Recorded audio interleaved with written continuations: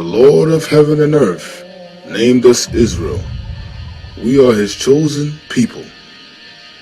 The Israelites received the commandments under Moses and broke the laws of the Most High. As a result, we went into slavery, being renamed Negroes, Hispanics, and Native Indians.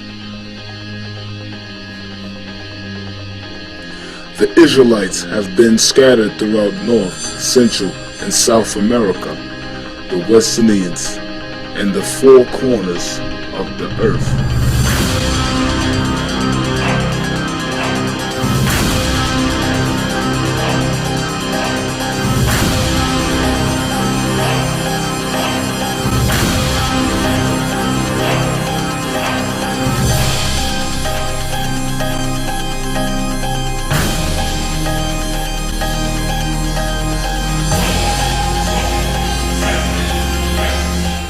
Today's topic is Israel from east to west. Israel from east, let's do it like this, east coast to west coast. That way when a stupid blood member or Crip sees it, he'll think it's talking about them. They're dumb behinds. Maybe they'll learn something. I want to open up with Richard Pryor. I want y'all to pay close attention. Although they do it as a joke, just pay attention to what's being said and what the white man does.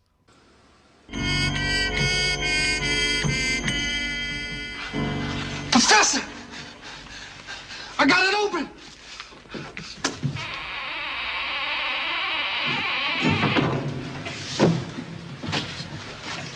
Good heavens, man! Great Scott, we've discovered the fountain of all knowledge of Egypt in the entire world. Do you realize the importance of this moment, Smedley? Yes, sir, I do. Do you see the brilliancy? The untold years. I see it, sir.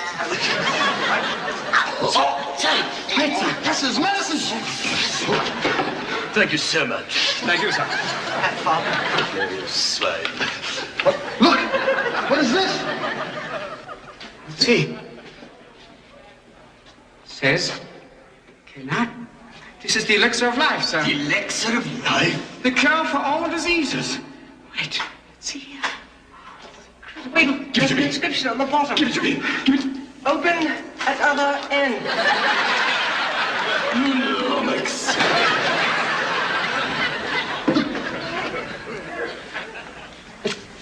This can't be, man. What? You know what this is? What is it, Buna? It's the book of life. Book of life. In the beginning, when man arrived on earth, the black gods did leave their spacecraft, and they walked, and they named the beasts of the sea and the animals of the land. Heavens. And man in his blackness did walk the earth, making medicine. Medicine? They discovered time. These were all black people got down. Wait a minute. Now? There ain't nothing in here about white. This is ours, Jack.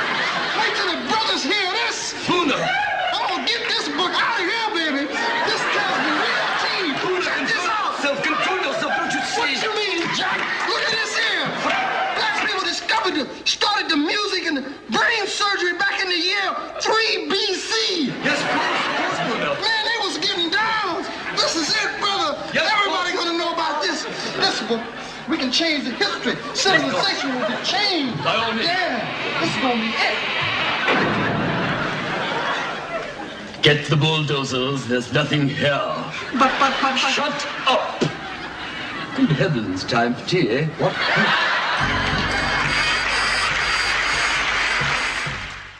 The white man is the devil, the Bible speaks of. You might think that's odd. Isaac, give me Job 9:24. Job chapter 9 verse 24. The earth is given into the hand of the wicked. So the Bible says the earth is given into the hand of the wicked. He The white man is ruling the earth. So who are they? Okay, go ahead. He covereth the faces of the judges thereof. He covereth the faces of the judges thereof. Go ahead. If not, where? And who is he? Meaning the white man covers up all the images of the Israelites because we're the judges of the earth. Let me show you this. Go here. Click this. this book here. This is what I wanted to show y'all last week. This is the Anglo-Saxon Chronicles. How many of you know what Anglo-Saxon means? Kala, what does it mean? Anglo-Saxon. Because y'all hear that and go, white people! What does it mean? The angelic sons of Isaac. Angelic sons of Isaac. That's Anglo-Saxon. Angels or angelic sons of Isaac. So this is the Angelic Sons of Isaac Chronicles, put together by Anne Savage. Now let's go into the book. Now there's a picture of a famous king right here named Althestan. Look how black he is, and they tried to water down the image. Look how black he is, and the priest that was next to him.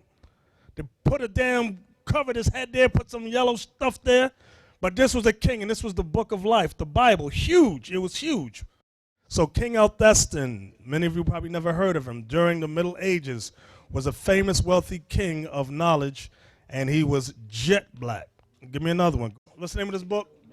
Nature Knows No Color Lines. Very good. You already know this thing. Negroes and coats of arms of European cities. Calabria, this is in Spain. Come up. This is St. Peter here. Jet black with the keys to the kingdom. They had pictures of St. Peter black. All this is in Europe, and it has been covered up and hid from the Negroes.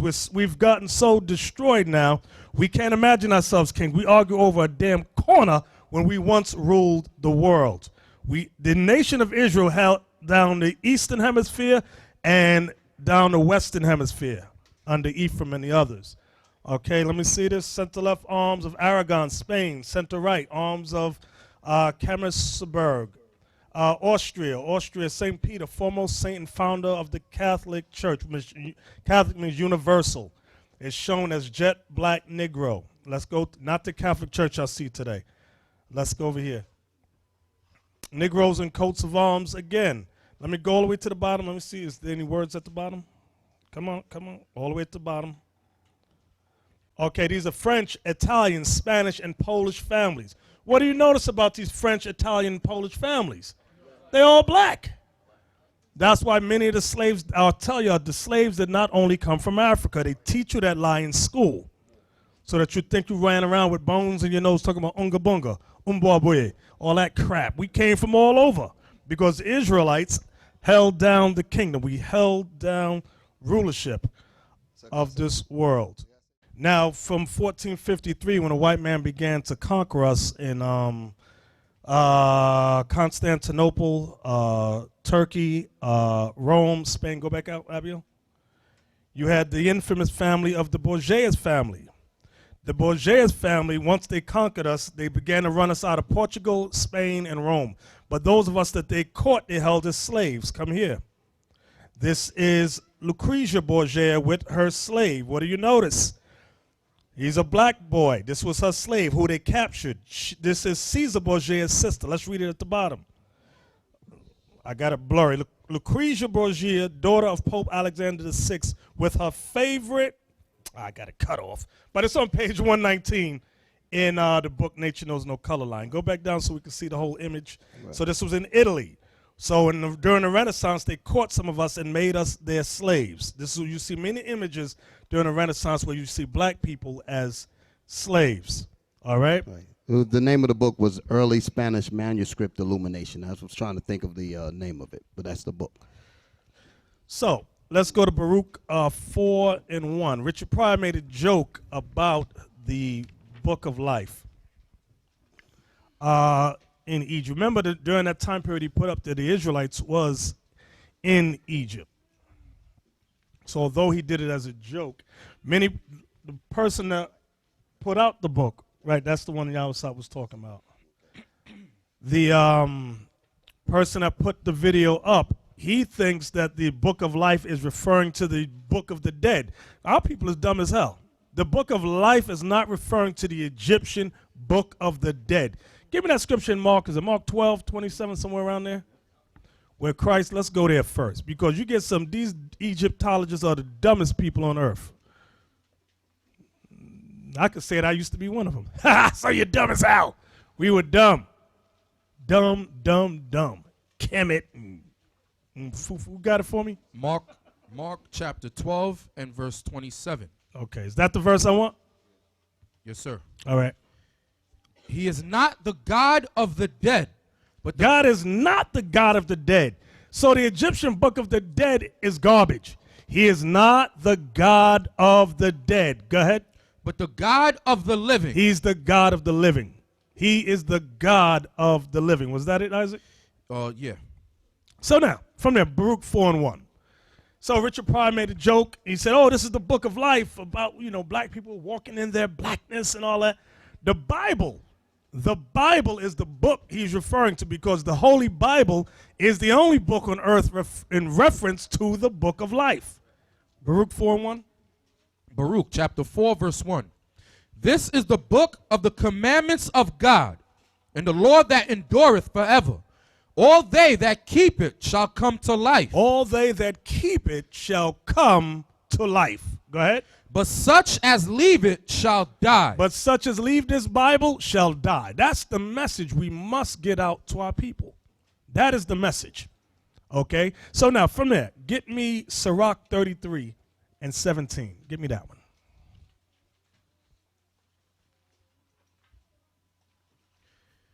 Wait, before we get that one, get me the one in Revelation. It just popped into my head. Revelation, is it 20, where it says, and the books were open? That one.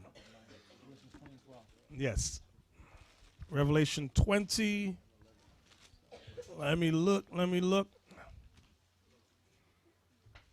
Yes, 11 and 12. Revelation 20, verse 12. Revelation 20, verse 12. The book of Revelation, chapter 20 and verse 12. Now this goes into the judgment, the final judgment. Go ahead. And I saw the dead. Hey, let's start above it. I just like the verse above it. Verse 11. And I saw a great white throne. I saw a great white throne. Now this is John the Revelator on the island of Patmos, witnessing the final judgment. This is after the 1,000-year reign with Christ. This is the final judgment. Come on. And him that I start again, man. Come and on. I saw a great white throne, and him that sat on it. Now watch this.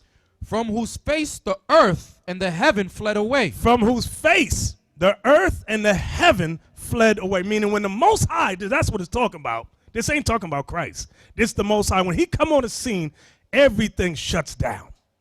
Go ahead. And there was found no place for them. Nobody got nothing to say. All creation shuts down. You got some Negroes, especially black women, think, well, when I go before the Lord, I'm just going to explain my case. You ain't explaining nothing. The Most High is not your ignorant husband who you could talk in circles, but by the time she finished talking, he's confused. Like, what's going on here? He's not like that. Read it again, Isaac, from the top. And I saw a great white throne, and him that sat on it, from whose face the earth and the heaven fled away, and there was found no place for them. All things in heaven shut down, all things on earth shut down. Guess what? That includes the black woman. She's going to shut her mouth and be ashes. A lot of them going to die. Be ashes to ashes. Because they think they're going to talk their way out of their sin. Watch. Read on. And I saw the dead, small and great. So all the dead were resurrected. The great spirits and the smaller spirits. Everybody's resurrected. Go ahead. Stand before God, and the books were open. And the books were open. See the S, plural, more than one. Go ahead. And another book was opened, which is the book of life. That's the Bible. So those first books is the books about you. What you think and what you've done through your life. You cut the lights on and think, nobody gonna see me when I do this thing here. Most High said, you don't realize the Most High says his eyes are 10,000 times. What? Brighter than the sun. You in the dark, it's like daylight to him. Yo, Michael, Raphael, Gabriel, y'all see what that nigga doing down there? Look at him. And look at her. Look at the black woman. Look what she's doing. Nobody know what I was doing. I'm just going to explain. I was a stripper because I was trying to go through college.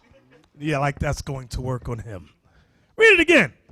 And I saw the dead, small and great, stand before God. You know, we are the only race that justify prostitution and being a stripper to say we're trying to. Black women, they're the only one. You don't see white women say that. You don't see Chinese women say that. Black women, I'm a stripper because I'm trying to pay my way through college. And all the nation like the hoe she is. She a hoe. She's a nasty skank hoe. And unless she repents, she's going to die. Read it again, Isaac.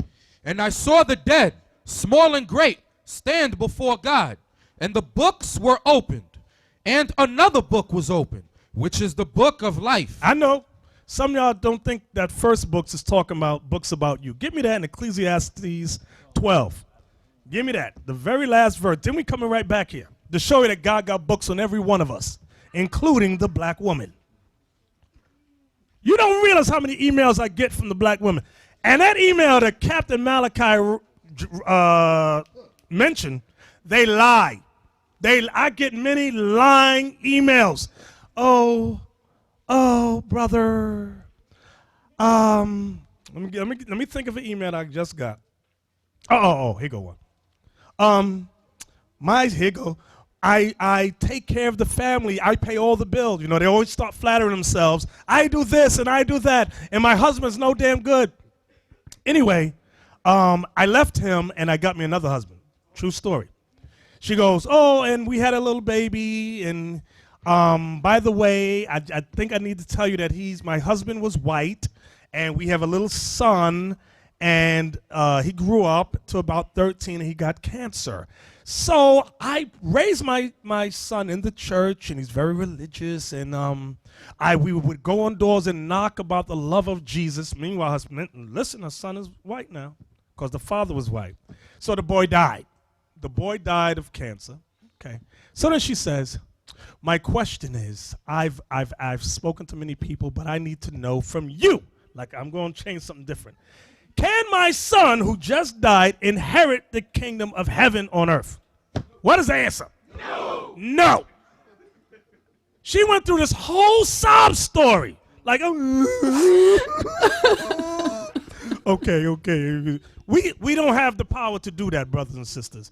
It is what it is. And we're going to read that too. Read that, Isaac. What you got? Ecclesiastes chapter 12, verse 14.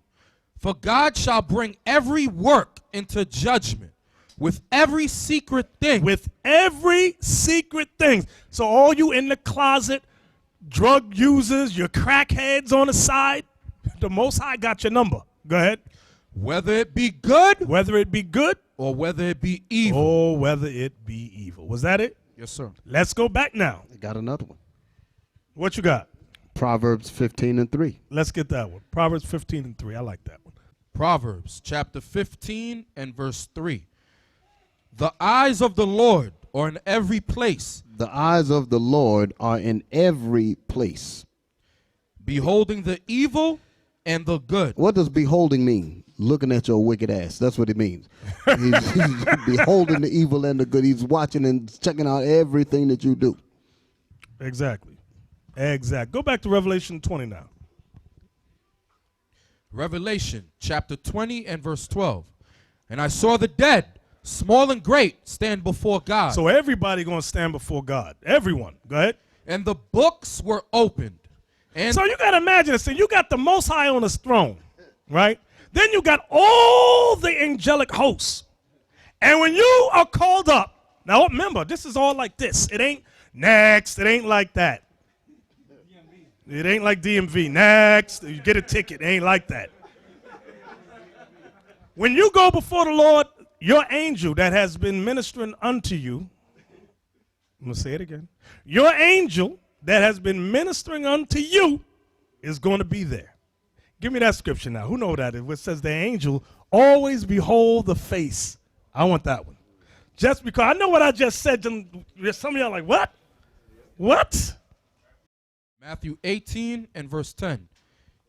Take heed that you despise not one of these little ones. So Christ said, take heed that you despise not the elect. Any brother or sister that's in this truth, Christ warned us, don't despise them. Don't do videos talk about you hate this brother or you hate that sister. He says, don't do it. Read it again. Take heed that you despise not one of these little ones. Because these little ones are those that follow the Most High. Go ahead. For I say unto you that in heaven their angels. Look at the word there. It's possessive. Their angels, go ahead. Do always behold the face of my Father which is in heaven. Meaning there's always a report on your behalf on what you're doing. Some of y'all was in points where y'all about to die, and you want to know, I should have been dead. The Most High spared you. Why? Them angels around you. Okay, now go right back to Revelation 20. Some of y'all don't realize that. You got your head stuck up in the white man's television. Right. You don't realize there's a spirit world out here. You think this is just this physical. Yeah, they believe the white man's going to save them. Yeah. They don't believe in what the Most High said. You want to know why the man or the brother or sister that's physically fit is sick. You know why the brother or sister that's physically fit is sick? Because in the spirit world, there's problems with him or her. Breaking the commandments, like he said, I'm going to cause these plagues to come upon you. So that he's lifting weights, he's pumped up, but he's sick. Or the woman, she's sick. Why? Spiritual reactions to things. Y'all don't realize you got to get into the spirit world. That's what this Bible is about. Isaac, you got it for me? Yes, sir. Come on. Revelation 20, verse 12. And I saw the dead, small and great, stand before God. And the books were opened. And another book was opened, which is the book of life. The book of life is the Bible. That's the words that Richard Pryor used in that comedy. But it's the Bible he was referring to. Go ahead. And the dead were judged out of those things which were written in the books according to their works. See that? According to their works. According to their works. So the Most High is going to judge all of us on what we do in this earth. What we do. Go ahead. Wait. So read that verse again, that last piece again. And the dead were judged. No, the verse before that, the part before that. And I saw the dead, small and great, stand before God. Come on. And the books were open. And the books, with an S on it, and the books were open. These particular books here are the books that the angels recorded on every one of us. Mm-hmm. Those are our books, the ones that our angels are carrying. They bring our books before the court so you can understand and set your book in front of the Most High. Boom. Read. And another book was opened. Then he opens up the Bible beside your book. Boom, boom. So now he's got the Bible on one side and he got the books on you on the other. Go ahead. Which is the book of life. That's the Bible. So the Bible is on one side and your book is on the other side. Go ahead. And the dead were judged out of those things which were written in the book. So when he looks at your rap sheet so you can understand and sees all the wickedness that you've been doing and compare it to the law that's in the book of life, that's when it's time for you to get judgment. That's right. That's showing you people with this stupidity in your mind, this is serious business. You're going to see a lot of Israelites put to death. A lot of Israelites. Why? Because they've been deceived and hoodwinked into thinking it's okay to speak evil one of another. It's not okay, especially of those that believe. It's not. Christ warned you about that. He said, don't do that. Why? You don't know if you're talking against Abraham, Isaac, Jacob. You don't know. He says, watch what you're saying. All right? And those spirits are greater than us. But you run in your mouth. Or the wives they had. Okay, you had Rebecca. You had Sarah. You got Esther. Okay, you got Phoebe. Those sisters were great spirits. So shut your mouth. You don't know who you're speaking against. Okay, come on. Verse 13. And the sea gave up the dead which were in it, and death and hell delivered up the dead which were in them. So death and hell going to deliver up the dead which were in them. Go ahead. And they were judged every man according to their works. See that? Everybody's getting judged according to their works. That's the point. Come on. And death and hell were cast into the lake of fire. So death and hell is going to be destroyed. There's going to be no more death or hell anymore. That's going to be eradicated. Go ahead. This is the second death. Go ahead. And whosoever was not found written in the book of life was cast into the lake of fire. Now, people always wonder about that. Well, who's in the book of life? Let's go to Daniel 12:1. Daniel told you who's in the book of life. It goes back to that letter that phone call Captain Malachi got and that email that I got. Watch what Daniel said about who's in the book of life. Crying. Some spirits are greater than other spirits. Some nations. This nation is greater than all nations. Watch this. Here's the proof right here. The book of Daniel, chapter 12, verse 1. And at that time shall Michael stand up, the great prince which standeth for the children of thy people. He stands for the children of thy people. Michael does not stand up for all nations. He stands up for the children of Daniel's people. Who's Daniel's people? The Israelites. Go ahead. And there shall be a time of trouble, such as never was since there was a nation even to that same time. He's talking about World War III, Armageddon, the valley of Jehoshaphat. Go ahead. And at that time thy people shall be delivered. And at that time, thy people, who's thy people? The Israelites shall be delivered. Come on. Every one that shall be found written in the book. Y'all see that? Every one that shall be found written in the book. The book of life only got Israelites in it. You looking for your Chinese friend? Oh, they in the book of no. You looking for your white friend that gave you $1? Oh, they in the book of life? No. None of them in the book of life. None of them. You got to realize how great we are. They in the book of slaves. All right, thank you. Thank you, Lava. They going down. Now, get me Sirach 33. Get me Baruch 336. Baruch 336. This book, the Bible, is only written, it was written by Israelites for Israelites. Get that through your heads. You running around trying to hug and kiss all nations. And the white woman, she gave up all she had for this black man. I'm going to tell you what it's called. It's called jungle fever. She likes the pipe. She likes the magic stick. And we see it. It's a lot of poor white trash that do that. I give up. She ain't had nothing to give up. She going, I give up everything.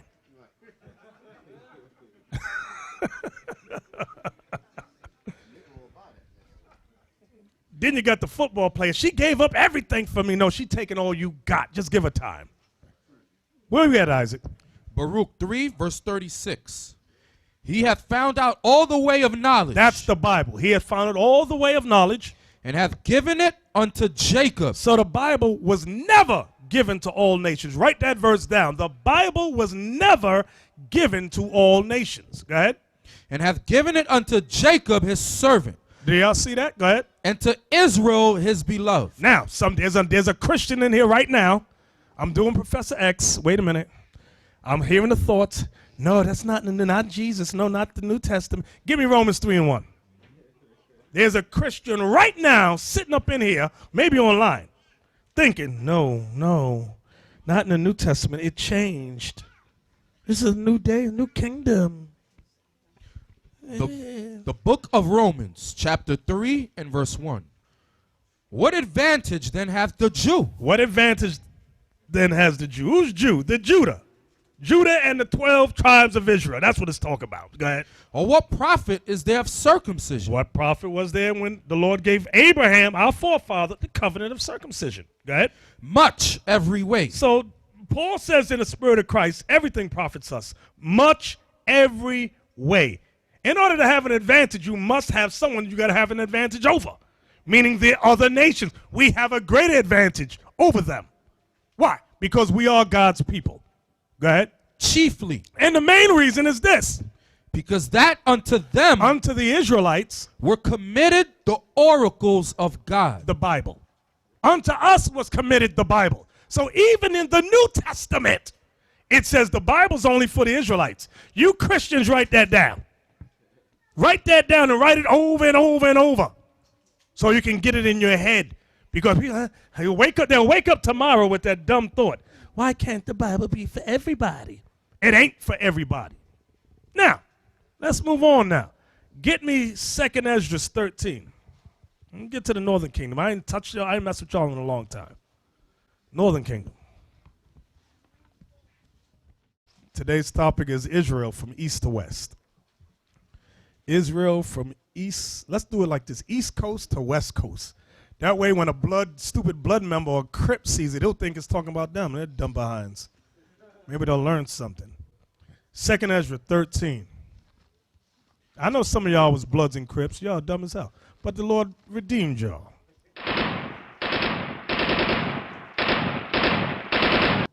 You know, you got to be dumb to fight over colors. I can't believe it. We went to California, and they was telling us better not wear red or blue. We wore red and blue. We didn't give a damn about your stupid little things you Negroes got. Get on our nerves. Where we going? You said 2nd Ezra 13. Go ahead. 2nd Ezra 13 and 40. I'm sorry. You want verse 1, Elder? No, 13 and 40. All right. 2nd Ezra chapter 13 and verse 40. Those are the 10 tribes which were carried away prisoners out of their own land. Now, I know a lot of y'all say y'all know this already. We know this already, Elder. Okay. Read it again, Isaac. Those are the 10 tribes which were carried away prisoners out of their own land in the time of Hosea the king. Abiel, can you pull me up a map? Now, I'm going to touch on this. You got new people up in here, online. I'm from the tribe of Judah, so I'm from the southern kingdom. But if I was from the northern kingdom, I just want y'all to hear what I'm about to say. If I was from the northern kingdom and I ran across this scripture, I would be so happy. You understand? Because this is the proof that I am of the nation of Israel. That's right. Every time I hear about the scripture, I think about how awesome the Most High is. That's right. That he put this history in the Bible that is undeniable. Clears up all the cobwebs and the confusion from some of our dumb brothers and sisters out there trying to debase the Bible. Now, let me hit you with something. We saw a comedy with Richard Pryor when he said he got to get this knowledge to the black people, and they closed them in the tomb. Right. This book, the Apocrypha, in the 1700s, the white man said, take that out, lest these people wake up. It's the same scenario. Hide it from them. Hide it. Take it out of the Bible. 2nd Ezra 13 verse 40. Deacon Malik, I need you to show the people where we're going to go. Go ahead, read. Those are the 10 tribes. Those are the 10 tribes are Ephraim, Manasseh, Simeon, Zebulun, Gad, Reuben, Asher, Issachar, Naphtali, and at that time Dan was with them. Read. Which were carried away prisoners out of their own land in the time of Hosea the king. So they were carried away captive out of their own land during the time of Hosea the king. Go ahead. Whom Salmanasseh, the king of Assyria, led away captive, and he carried them over the waters. And so came they into another land. Right, you see Assyria right there, Malachi, above your finger? It says Syria next to it, to the right. In parentheses, to the right. Right, Assyria. That whole area is where the 10 tribes were carried to. Go ahead. But they took this counsel among themselves. That they would leave the multitude of the heathen. Now that part right there confuses most Israelite camps. Those are the 10 tribes which were carried away prisoners out of their own land in the time of Hosea the king. In the time of Hosea the king. Whom Salmanasseh. Who was the king of what? Of Assyria. Of Assyria. Not Persia. This is the king of Assyria. Go ahead. Led away captive. And he carried them over the waters, and so came they into another land. So point to the land again, Deacon Malachi. That's the land of Assyria. So now back to my statement. Most Israelite camps are under the foolish thought that during Assyria, the 10 tribes who were slaves said, hey, let's go. Let's get us a bunch of ships with food and clothes, and let's get millions of our people on, and we're just going to leave. Right. And the king of Assyria sat there like an idiot, What they don't realize is that within that one verse, there's a whole lot of history that's covered in just that line. Almost a century has gone by. There's a century gone by. There's a lot of history in between those 2 points that the elder's bringing up. So now, who can help me? How were they able to take counsel and say, let's leave? Let's leave the land of Assyria. And what time period did it happen? That's King Cyrus. During what time period was that? 489. No. But you're close. Cyrus. What, do you remember what time period it was? What? Yes, Aparium. 539, 538 BC. Exactly. 538, 539 BC. Let's go. Where will we go to read about them getting liberty? Joshua. The book of Ezra, the first chapter. Let's read Ezra chapter 1. Ezra's chapter. Can I just ask a question real quick? So you had the Assyrian Empire, right? That took Israel into captivity and brought them into Assyria. Y'all with me? And then Soldier Gideon brought out the information about King Cyrus, which was what empire? Osiris. That's the Persian Empire. Okay. So what empire was between those two? Babylonian. Okay. So that's what I said. It was a whole lot of history between the 2 points. That's right. It went through all the captivity of Babylon, and then when the King Cyrus came in, it gave us the liberty because he had taken down the Babylonians. Right. Exactly. Okay. Ezra 1:1. The book of Ezra, chapter 1, verse 1. Now in the first year of Cyrus, king of Persia, that the word of the Lord by the mouth of Jeremiah might be fulfilled, the Lord stirred up the spirit of Cyrus, king of Persia, that he made a proclamation throughout all his kingdom, and put it also in writing, saying, Thus saith Cyrus, king of Persia, the Lord God of heaven hath given me all the kingdoms of the earth, and he hath charged me to build him an house at Jerusalem, which is in Judah. Who is there among you of all his people? His God be with him, and let him go up to Jerusalem, which is in Judah, and build the house of the Lord God of Israel. He is the God which is in Jerusalem. So what we're reading is King Cyrus the Persian, the East Indian king, has given liberty to the captives of Israel and Judah. The 2 kingdoms were in his empire. Because like Deacon Yawasab said, from the time of Assyria, when Assyria took the 10 tribes into captivity, then came Babylon. Babylon took Judah, Benjamin, and Levi into captivity and conquered Assyria. So under Babylon, you had everybody. Then you had Cyrus came in and conquered Babylon. So now under the Persian Mede Empire, you had all Israel under their rulership. So now Cyrus is giving them liberty. Come on, Isaac. Verse 4. And whosoever remaineth in any place where he sojourneth, let the men of his place help him with silver, and with gold, and with goods, and with beasts, beside the freewill offering for the house of God that is in Jerusalem. Come on. Then rose up the chief of the fathers of Judah and Benjamin, and the priests, and the Levites. Now it names them specifically, the southern kingdom. It names them. Go ahead. With all them whose spirit God had raised. Now that's the part right there that many people don't understand. With all them whose spirit God had raised. Those are the spirits of the other tribes who decided to return with Judah, Benjamin, and Levi to the Holy Land. Go ahead.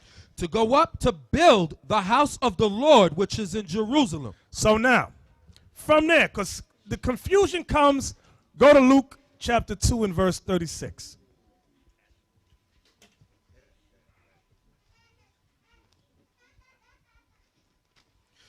Because many times brothers say that all the 10 tribes left.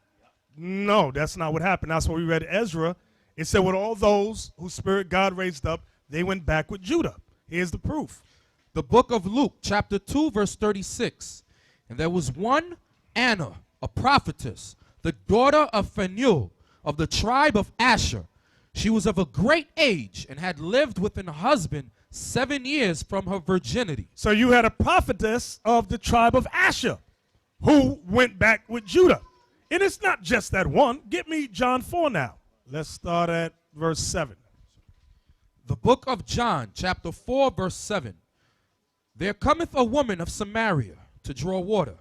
Jesus saith unto her, Give me to drink. First, hold on. Let's find out. Let me see who knows. Let me see who knows. Let me see. Oh, Uriel raised his hand. Stand up, Uriel. I like when brothers do that Professor X thing, and I didn't even ask the question, but the hand went up. Who did Samaria belong to? Prove it. Give him the mic.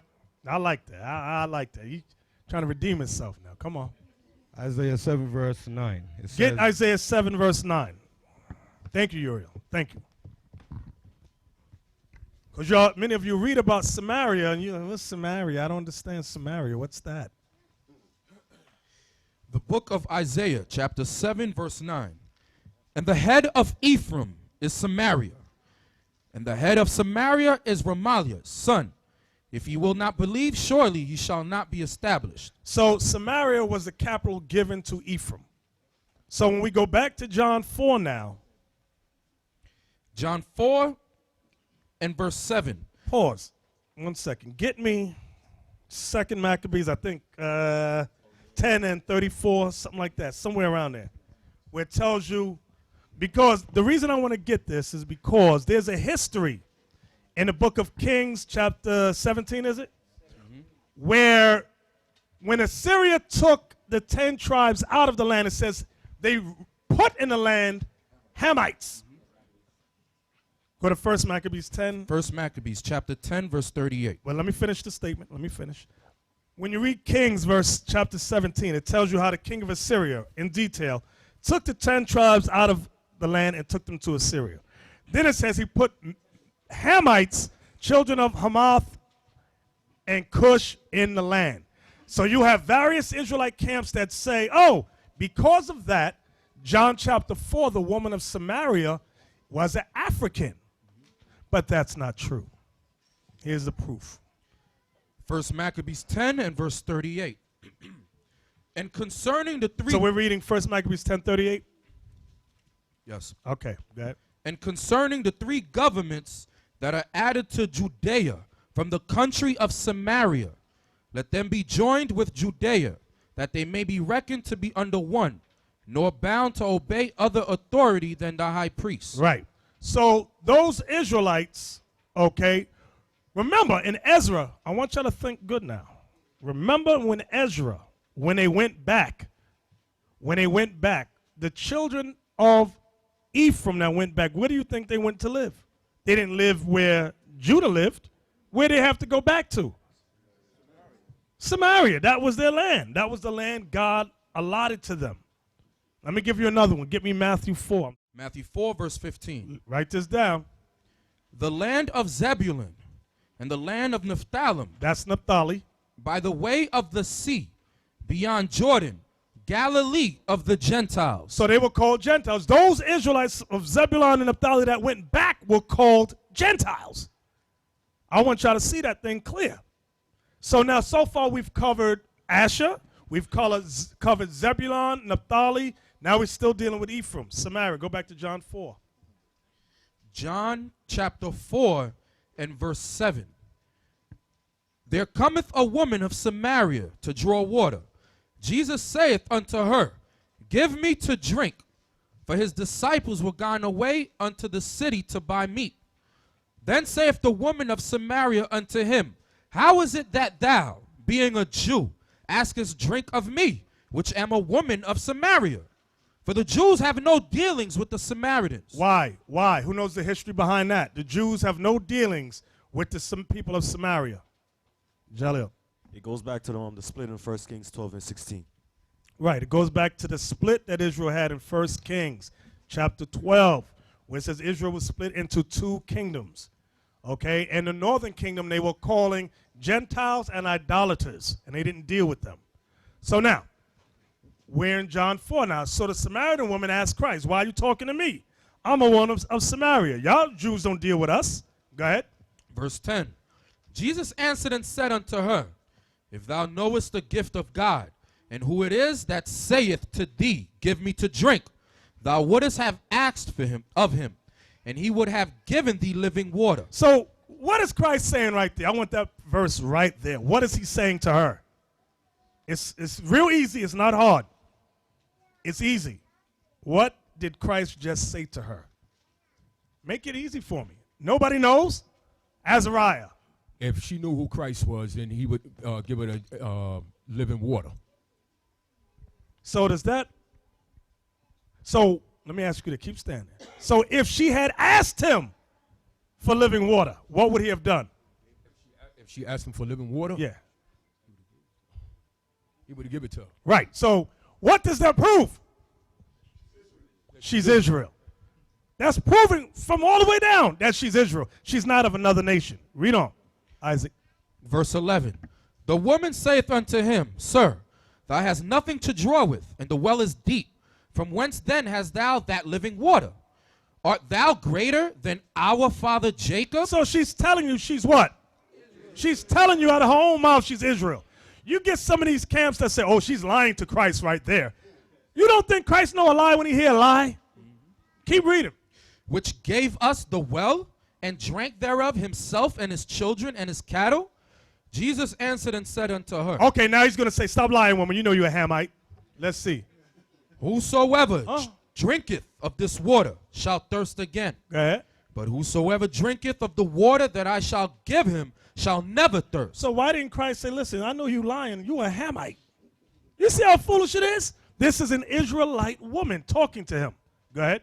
But the water that I shall give him shall be in him a well of water springing up into everlasting life. So now, let's pause. So now, what have we discovered so far? That some of the northern kingdom of Israel did what? Remain with Judah. They came back to the land with Judah. From there, go to Luke 21 and 24 now. The book of Luke, chapter 21 and verse 24. Now, this is the prophecy that Christ gave about Israel. And they shall fall by the edge of the sword. The Israelites shall fall by the edge of the sword. Come on. And shall be led away captive into all nations. And the Israelites shall be led away captive into all nations. Go ahead. And Jerusalem shall So what does that mean? Christ is prophesying you Israelites will be slaves in the future. You Israelites will go into slavery. That's what Christ is prophesying. Read it again. And they shall fall by the edge of the sword, and shall be led away captive into all nations. And Jerusalem shall be trodden down of the Gentiles. So Christ is letting you know, the people in Jerusalem are not the Israelites. Go ahead. Until the times of the Gentiles be fulfilled. Until the times of the nation's rulership be fulfilled, meaning be ended. So Christ is prophesying that the Israelites would go into slavery again. So remember, the bulk, listen to my wording good, the bulk of the 10 tribes did what already? They migrated to this. Did we ever finish that? No, we did not. We didn't finish that. Let's go back to, I'm sorry. I'm jumping all ahead, and we never finished that. 2nd Ezra, chapter 13 and verse 41. But they took this counsel among themselves, that they would leave the multitude of the heathen and go forth into a further country where never mankind dwelt. That's the key. They would go to a country where never mankind dwelt. Now, you will find on the internet dumb black Israelites on Facebook and YouTube that says the country where never mankind dwelt is Africa. That is the dumbest group. Don't even talk to them. They're that dumb. Because from the time of Genesis, you read about Africa, where people living there. Then they go, huh. So when you cut them, they look for anything to say that the Latinos on this side of the world is not Israel. That's their point. Because they have that hatred. No, they're not Israel. We don't accept them. We don't accept them. They robbed me. They beat me up. There's always something behind it. They stole my girl. There's always a reason. I owe child support. Verse 42. That they might there keep their statutes, which they never kept in their own land. So their plan was to go to a land where never mankind dwelt to keep the commandments. Go ahead. And they entered into Euphrates. Now, Malachi, show them on the map. See that black line is showing you the Euphrates River. The Bible is giving you the roadmap to where the 10 tribes went. So when you look at the Discovery Channel and these things and people go, it's a mystery, nobody knows. The white man is lying to you. He's doing what he did in that skit with Richard Pryor. Close the door. There's nothing here. Call the bulldozer. Right. He closed the door also because there's a book that goes right into this, Lost Tribes in the Promised Lands. He closed the tomb on that also by raising the price to $1,000. He closed a lot of black people out with that price. Exactly. Boom. That was it. Isaac. And they entered into Euphrates. So they entered into Euphrates. Show them the Euphrates River. Y'all see the river, right? By the narrow passages of the river. So now, notice where the Euphrates leads you down to, the Persian Gulf. Y'all have to know this. The Euphrates River leads you to the Persian Gulf, which leads you where? To the Arabian Sea. Show them, Malachi. Right into the Arabian Sea. Now pull back, Abiel. The Arabian Sea, which leads you into the Indian Ocean.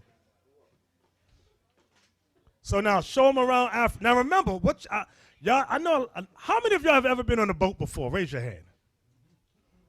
Okay. When you do any kind of, okay, I know y'all drive cars. When you travel long distance, what do you got to do? You got to get what? Other than that, yes, what did you say? Food. You need provisions. So I want y'all to imagine this. You have 10 tribes of Israel. Do you know how many people that is? It's not 10 people. It's not even 1,000. It's could be in the millions.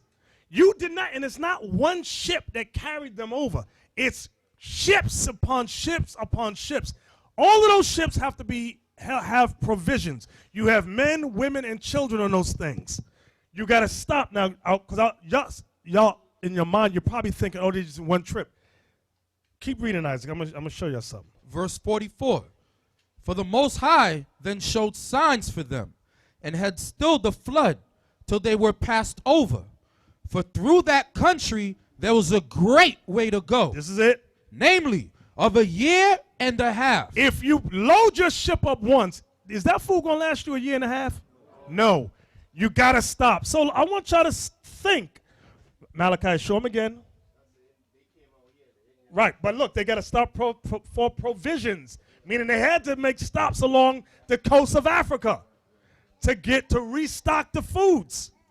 I need y'all to think and use your brains, because a white man will confound you with that. Well, where they get food? And you'll be like, I don't know.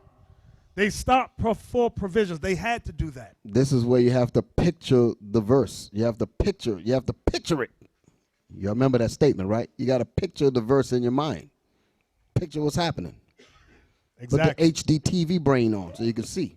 So it took them a year and a half. So Malachi, show them the route again. So now, pull back, Malachi. So now, read it again, Isaac. For through that country there was a great way to go, namely, of a year and a half. And the same region is called Arsareth. So this region over here, the Americas, that whole area is called Arsareth. Arsareth. Look that up, Abiel, for me. You know what I want. Arsareth. It says, the name of the land beyond the great river, far away from the habitation of man, in which the 10 tribes of Israel will dwell, observing the laws of Moses until the time of the restoration, according to Esdras chapter 13, verse 45. Columbus identified America with this land. I want y'all to see that. Blow that big, Abiel. Columbus identified, come on, where we at? America with this land. Show them Malachi so they can see where we're reading at. So what does this prove? The white man knows some understanding that our people don't know. The white man knows who he has in captivity. That's the point. He knows who his slaves are. Watch this, y'all. So now, when you go to school, your kids go to school, they're going to teach the lie. Christopher Columbus got lost. He was looking for India. He was looking for herbs and spices. That's a lie. This is the proof that's a lie, because he knew that was Arsareth, meaning Americas, the Americas, what became known as the Americas. So in there, you got to just listen to when the white man speak. They lie all the time in their movies, their documentaries. That's what they do. And if you discover it, they're going to close the tomb on you so nobody can hear you speak. So now, that was it on that, right? Okay, go back, Isaac. Yes, sir. In case you didn't understand what Arsareth was, he said, hey, by the way, it's the place where Columbus said that he discovered. Just to make it simple. So there's no room for ignorance. Exactly. Isaac, come on. Second Esdras 13 and 45. For through that country there was a great way to go, namely of a year and a half. And the same region is called Arsareth. So now, y'all got to understand, Malachi showed them, once they left around the coast of Africa, the shortest route could be, show them the shortest route, would be from one straight line. It could be from there to there. I can't see Malachi. That's the shortest route right there, opposed to going from South Africa down to the tip. What they could have done is once they got to the shortest route, show Malachi again, some ships made the right, some ships made a left.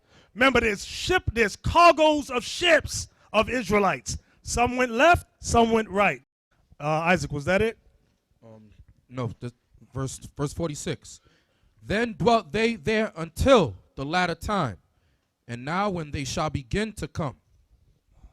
The latter time is the time of restoration. That's what you just read in that definition. Right. And it's also correlating with what we read in Luke, until the times of the Gentiles be fulfilled. It's all talking about the same thing. Exactly. Come on.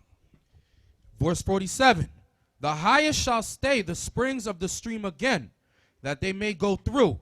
So the Most High held the rough waters. That's all it's saying. Go ahead. Therefore sawest thou the multitude with peace. So Ezra has saw that in the vision of what was going to happen. So now, so they came to this side of the world. Now go right back. So I want y'all to remember that the bulk of them came to this side of the world. Now go back to Luke 21:24.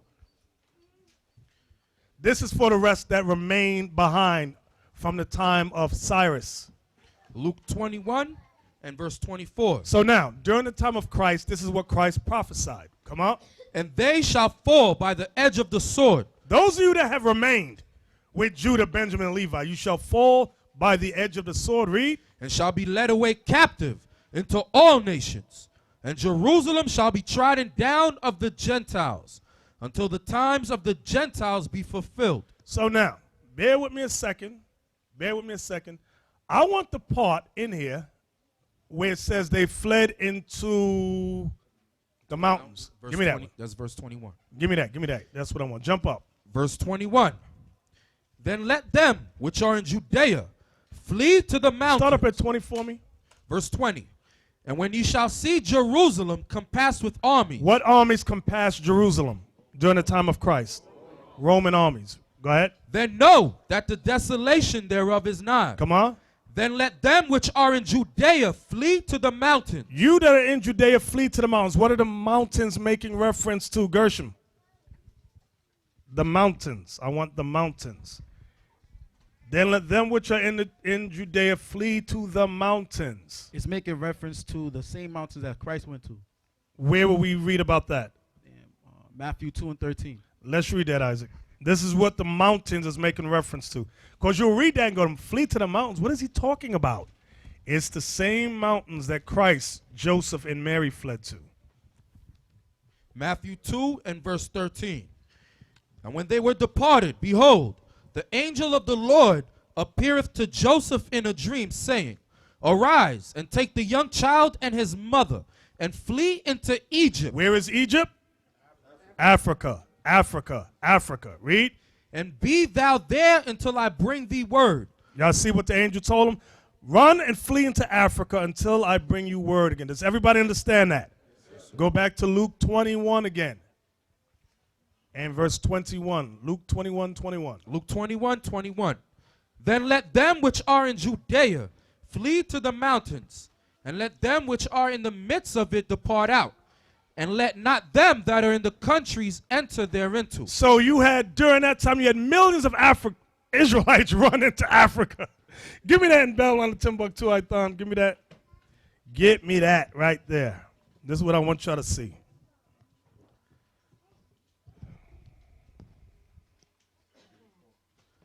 Come on. Okay, Listen this good. Is, Babylon and Timbuktu by Rudolph R. Windsor. This is page 84. It says, in the year 65 BC, the Roman armies under General Pompey captured Jerusalem. In 70 AD, General Vespasian and his son Titus put an end to the Jewish state with great slaughter. During the period of the military governors of Palestine, many outrages and atrocities were committed against the residue of the people. During the period from Pompey to Julius, it has been estimated that over 1 million Jews fled into Africa, fleeing from Roman persecution and slavery. Do y'all hear that? Over 1 million Jews fled into Africa. I need y'all to pay close attention. I know a lot of y'all saying, I know this already. Just bear with me a second. Bear with me. So over 1 million Jews fled into Africa. We all on the same page with that? Yes, in the year, around the year 215, there was a warrior that fought the Roman Empire. Am I giving too much away? A famous guy. I mean, this guy with the scarf around his neck. He's obviously cold. Come on, brother. You're doing a Barnabas. What's your name, brother? Ezra. Oh, that's Ezra. That's Ezra right there. Okay, gotcha. It was General Hannibal. General Hannibal. Who did he fight? He fought the Romans. You remember the guy's one particular guy's name? It was the father of Leo Scipio's Africanus. Okay, very good. Now, bear with me a second. Abiel, pull that up for me. Let me look. This is in a book called Revelation, the Movement of the Akan People from Canaan to Ghana. It tells you the first sentence. Can y'all see that? Hannibal was himself a Jew. That's what a lot of people don't understand. Hannibal was a Jew that fought the Punic Wars. Okay, now we just read that how many went into Africa? 1 million. I just wanted y'all to know that Hannibal was a Jew. Oh, go back, Abiel. There was something I wanted out of there. I forgot. Go right back to that, yes. Come up. It says Hannibal was a brilliant military genius, a genie of all times. Come up, the origin of Hannibal. Here we find the implication of the origin of the name Hannibal as a descendant of the tribe of Asher. So these people know that Hannibal was a Jew of the tribe of Asher. Okay? That's what I want y'all to understand. And they know his tribe. He was of the tribe of Asher.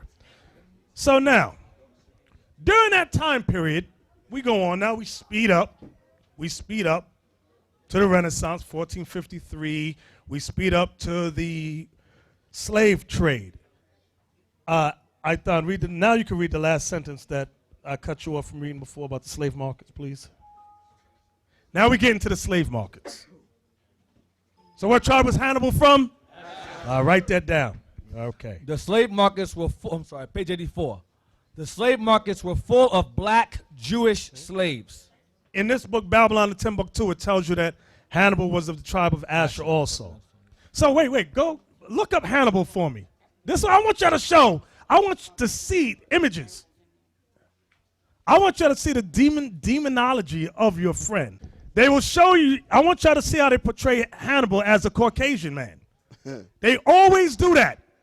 But history tells you he was a black Jew of the tribe of Asher. But they always show him as a Caucasian. That's what the white man does. That's why Job 9:24 says he covers the faces of the judges. Okay? Right, Hannibal Barker, that's a Hebrew word. Okay? Now, where are we going? Deuteronomy 28:68. The book of Deuteronomy, chapter 28, verse 68. And the Lord shall bring thee into Egypt again with ships. And the Lord shall bring thee into Egypt again with ships. Go ahead. By the way whereof I spake unto thee, thou shalt see it no more again.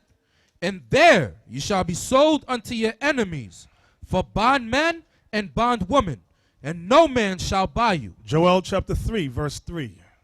And Joel, you had your hand up. Where's Joel? I thought he was in the back with his hand up. Maybe I'm seeing things. Joel chapter 3, and I think I want verse 3. Let me hear verse 3. So now, those Jews that fled into Africa, listen good, those Jews that fled into Africa, what tribes were they? Ezekiel. What tribes fled into Africa? They were the Southern Kingdom with the scattered the 10 tribes too. Very good. Very good. I was seeing if y'all get that point right. Now, Joel chapter 3 and 3. Joel good. chapter 3, verse 3. And they have cast lots for my people, and have given a boy for an harlot, and sold a girl for wine. Now this is history. They have sold, read it again.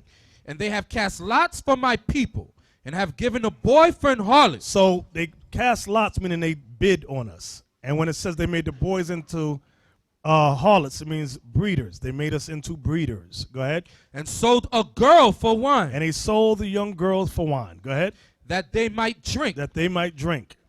Yea, and what have ye to do with me, O Tyre and Zidon? Tyre and Zidon are African nations who worked with the white man to conquer us. Go ahead.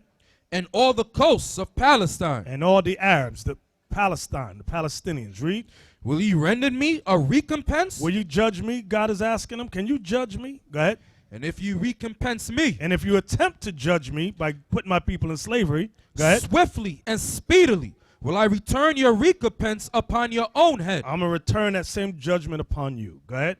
Because ye have taken my silver and my gold, and have carried into your temples my goodly pleasant things. So the Africans, the Arabs, and the white man robbed the Israelites blind.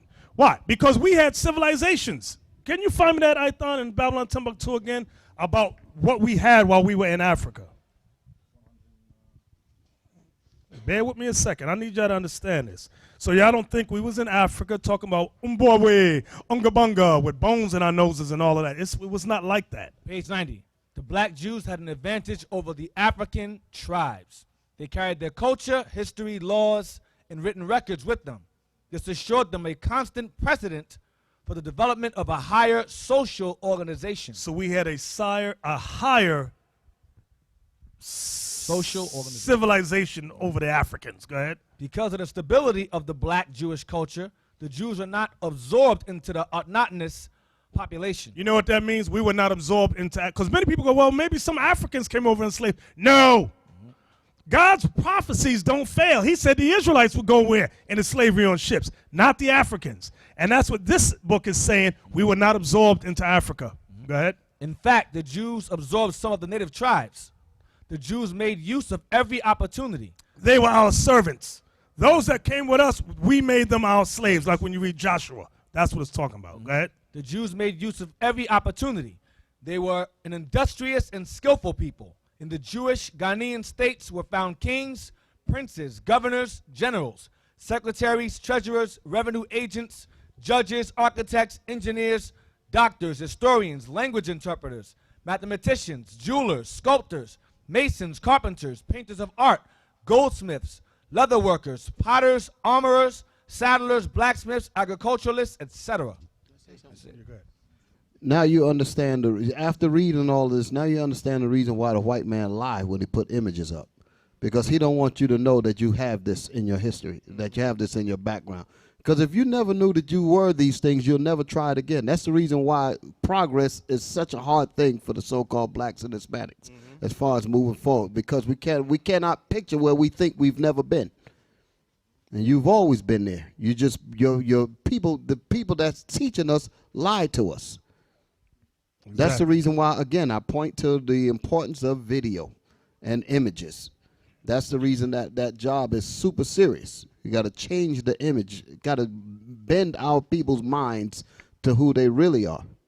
Exactly. Isaac? Joel chapter 3 and verse 6. The children... Yo, did you finish 4 and 5? Yes, sir. Let me read it again. Yeah. Joel 3 verse 4.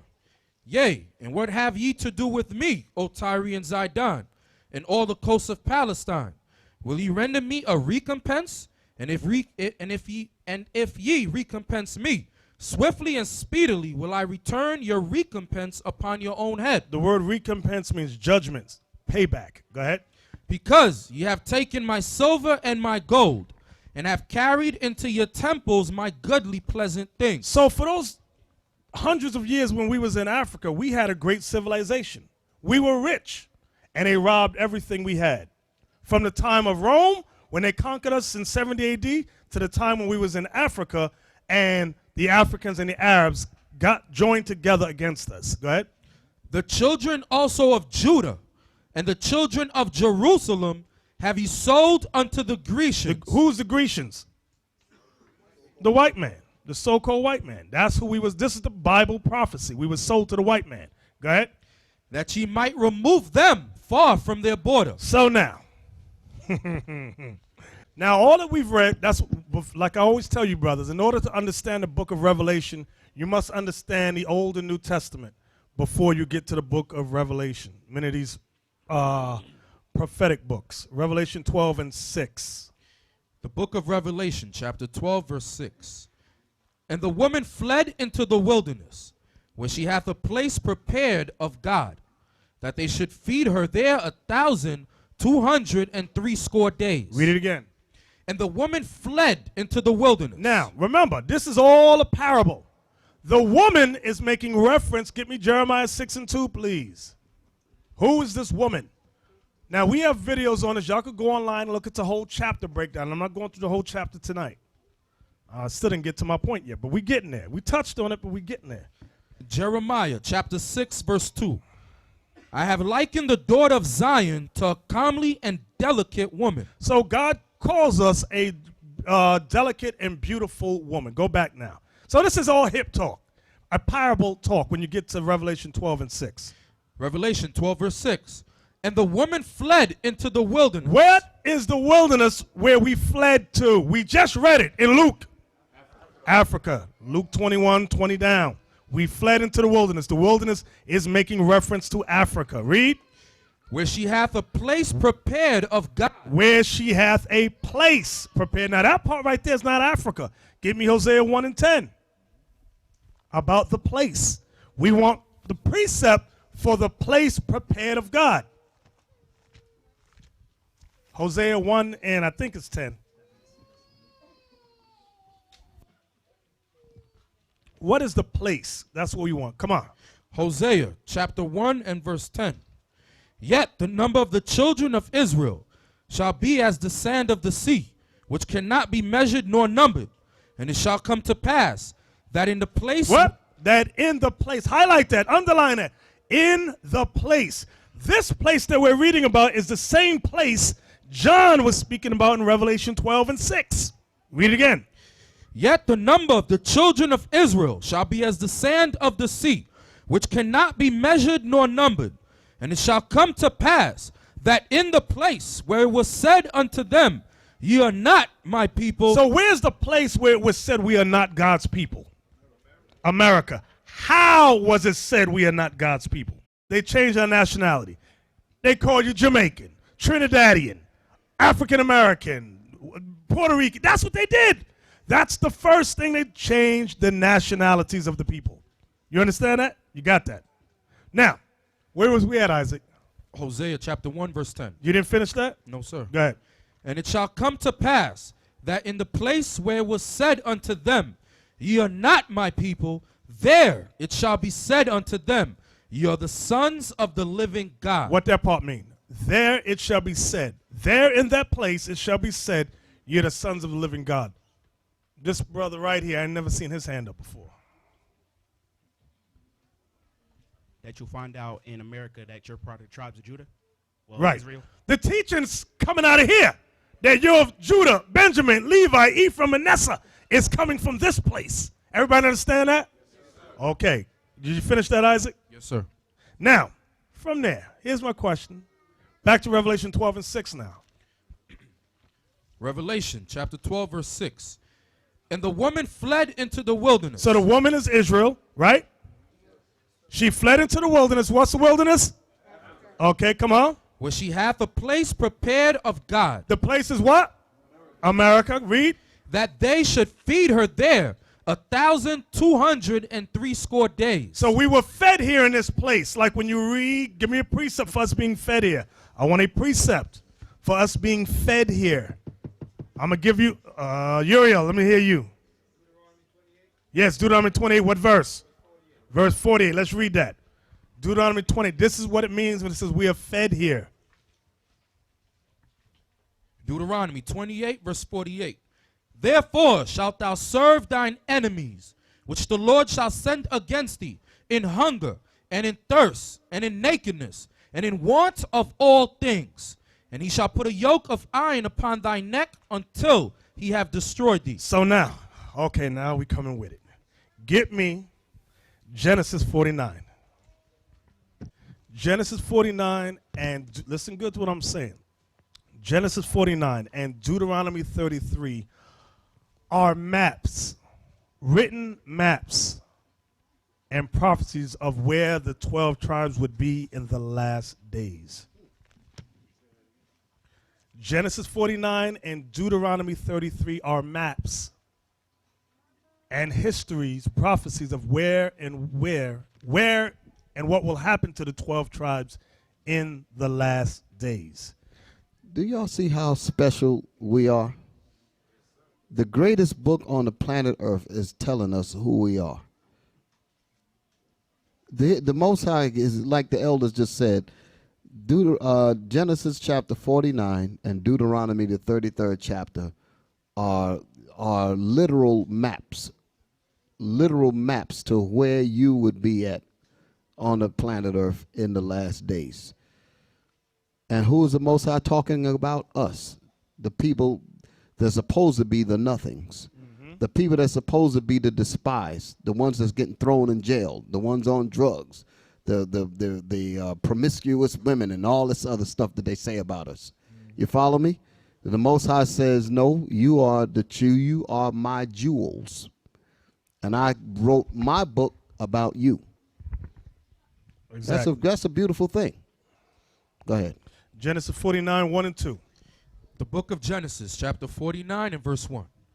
And Jacob called unto his sons and said, gather yourselves together, that I may tell you that which shall befall you in the last days. So the key out of that verse you want is the last days. Jacob is talking about the last days. Go ahead.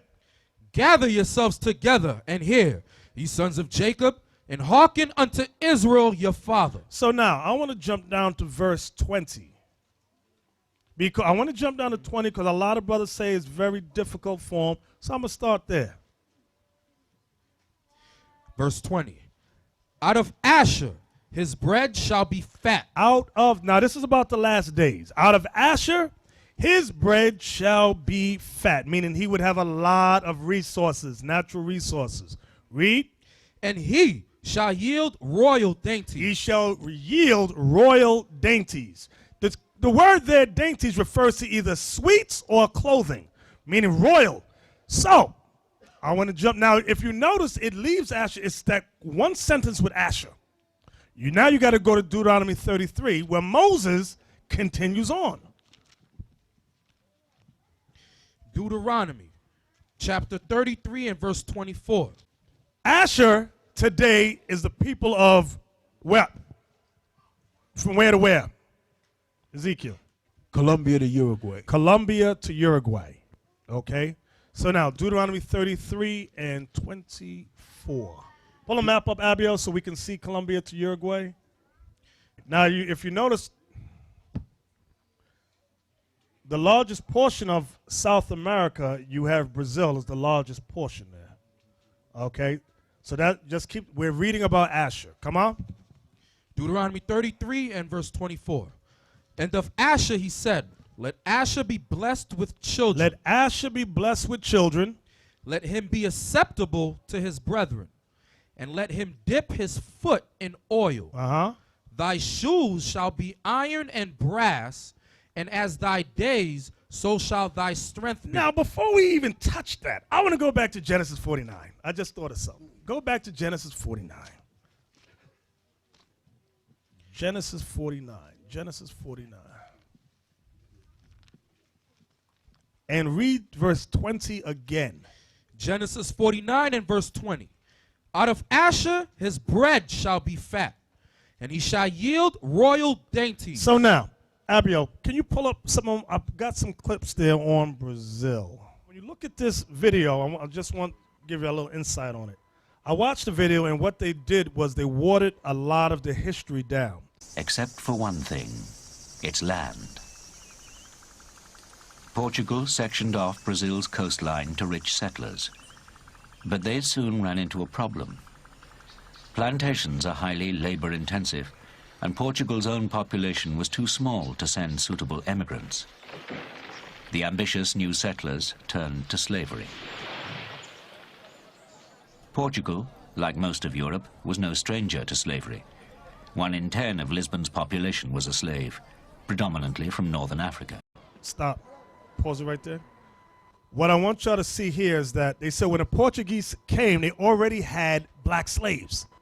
That was from the time of the Renaissance when they started conquering. This is what y'all got to know this history. Because you'll read about black people being with the Portuguese and go, why are they there with them, accompanying them? They were already slaves caught during the time of the Renaissance.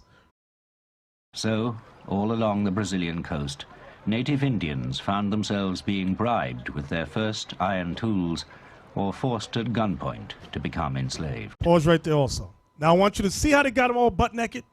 That is not true. They were not, they got them as savages. All these illustrations that the white man does, who knows what empire this was? The Incas, they were not, go, go, go, go, go. That's a lie.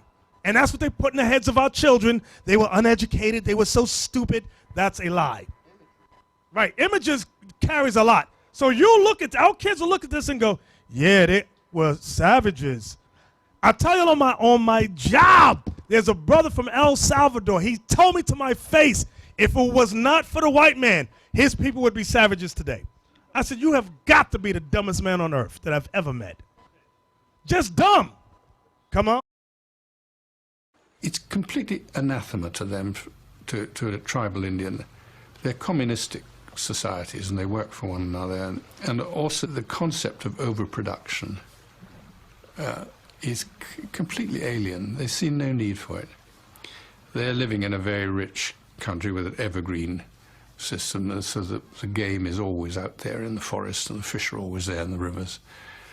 And so that's their supermarket. They see no need to produce too much and have it stored. But I want you to notice he said this was a very rich country. Remember it said, Asher, his bread shall be fat.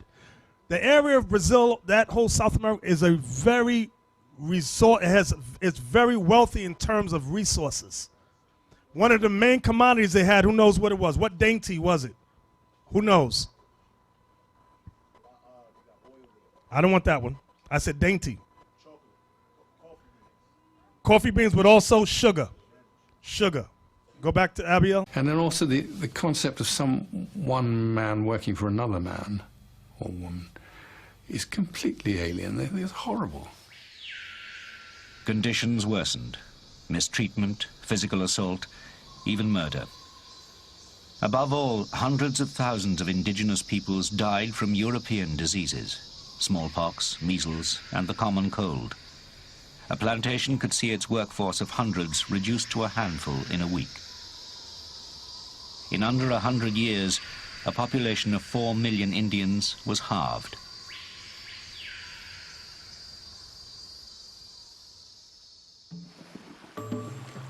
So by the year 1600, the Portuguese, requiring an alternative labor force, had turned to Africa.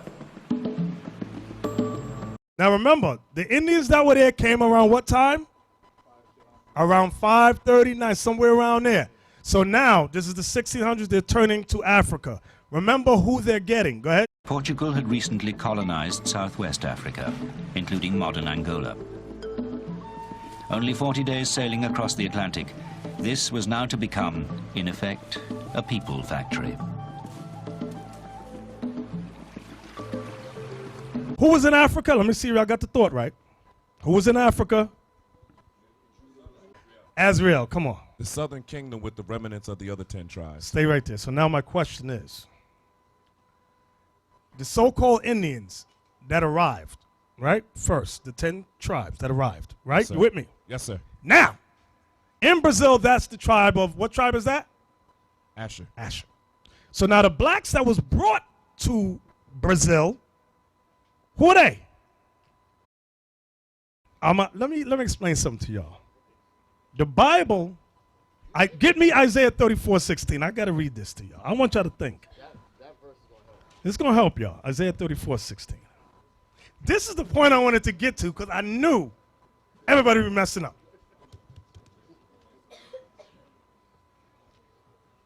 Isaiah 34:16. The book of Isaiah, chapter 34, verse 16. I took them around the world hoping that they would get it. Seek ye out of the book of the Lord Seek ye out of the book of the Lord and read. No one of these shall fail. Stop. That's all I want. None of these shall. What does that mean? What does that mean? Yes, right there, you. None of these shall fail. Whatever prophecies the Bible says, they're going to come to pass. Okay, have a seat. Isaac, go back to Genesis 49 again. Genesis chapter 49 and verse 20. And verse 20. Out of Asher his bread shall be fat. His bread shall be fat, meaning where Asher would dwell in. And what time period is he talking about? Read verse 2, because some of them missed it already. Bottom of verse 2. Verse 1. And that I may tell you that which shall befall you in the last days. So what time period is Jacob talking about? The last days. Verse 20 again. Out of Asher his bread shall be fat. So where Asher would dwell, his bread shall be fat, meaning they would have a lot of natural resources. Abiel, let's read some of those resources. The reason I'm pointing to the sugar cane, they got sugar cane, cocoa, coffee, cattle, corn, rubber, tobacco. But the reason I'm stressing the sugar cane is for a reason. Genesis 49 verse 20. Out of Asher his bread shall be fat, and he shall yield royal dainties. The word dainties goes into sweets. Sweets. So Asher, where they would dwell, they would have a lot of sugar, a lot of sweets. Royal dainties also goes with their clothing. Like when you examine the people, they have that, what is that called? It's called Mardi Gras, where they have all their sweets and candies out and they have those royal clothes. Y'all ever see that? Okay, so now, here's my question again. Who was the people that came on slave ships and was dropped off in Brazil in South America? Who are they? I need some new hands. Right here. They didn't forget the point. Let's see. I want to see if he got it. Who was dropped off in South America and Brazil off the ships? The rest of Asher. Thank you. They can't get him in the hand. He got it. Wow, thank the Lord. So, because this is the confusion. People go, well, what tribe was dropped off from Brazil? Was it Judah, Benjamin, or Levi? That's because you don't know the history. How there was a remnant of the 10 tribes that stayed with Judah. So now here's my next question. Because here'll be the question. Listen good. Well, if that's the case, if God in his omnipotence dropped the tribe of Asher off in Brazil, I don't know how he could do that because it's just so unimaginable. How come the Indians don't look like the blacks that came off those ships? That is always the question when you're on YouTube, on Facebook, because I ain't gonna say no more. Close the Bible and come down. Only one hand is up. You see, only one hand is up. 2 hands is up. 3, 4, 5, 6. Let me ask my question again. The Indians that were on this side of the world first already, how come they look different? They got straight hair. Some of them got them Chinese-looking eyes. They lighter skin. They ain't white, but they get lighter complexion. Why? Why do they look different? Because this will be the question. They'll say, listen, they ain't got woolly hair, so they not Israel. Why they look different? Now, what I'm asking y'all is a simple question. Y'all going to get bombarded by Israel on the street with that question. I'm going to bring a scripture. What you got? Where is it? Hosea 7 and 8. Ah, good, excellent. Go ahead and read it for us. Ephraim, he has mixed himself among the people. Ephraim is a cake not turned. Isaac, read that for me. Hosea. And you keep standing. Go ahead, read it. Hosea 7 and verse 8. Ephraim, he hath mixed himself among the people. So what is it talking about? Interracial mixing. Ephraim. Now, when it says Ephraim, is it only talking about Ephraim? It's talking about the 10 tribes. They would mix themselves, meaning interracial breeding amongst the people. Gershom, here's my question to you. Let me get my question. Okay. The blacks, quote unquote, the blacks came over in the 1600s, right? Around that time period. The Indians were already here. Prior to the blacks coming, when, listen to my question, when did this interracial mixing begin? It began during the Assyrian captivity. Very good. All praises to the Most High. I thought you were going to mess up on that one, but that's good. It started from the Assyrian captivity. He resurrected Ephraim that and them horse. was mixing with them. That's why the look is different, okay? That's why a lot of them have straight hair, lighter complexion, because they was mixing from the time of Assyria to Persia. Ephraim had that spirit where the 10 tribes like to mix with the other nations. Who had their hand up? Yes. I thought he was going to mess up. You got it. You good, bro. That explains also the high cheekbone look that a lot of Aztecs and them had. Am I right? Right. Exactly. Because that'll be the argument you'll get from other Jakes who know the Israel. Go, no, they can't be Israel. They don't look like us. But Isaac, read it again for us. Hosea 7 verse 8. Ephraim, he hath mixed himself among the people. Interracial breeding. Ephraim, the 10 tribes loved. That was in this. They like to do that thing. Some of y'all to this day like that thing. Go ahead.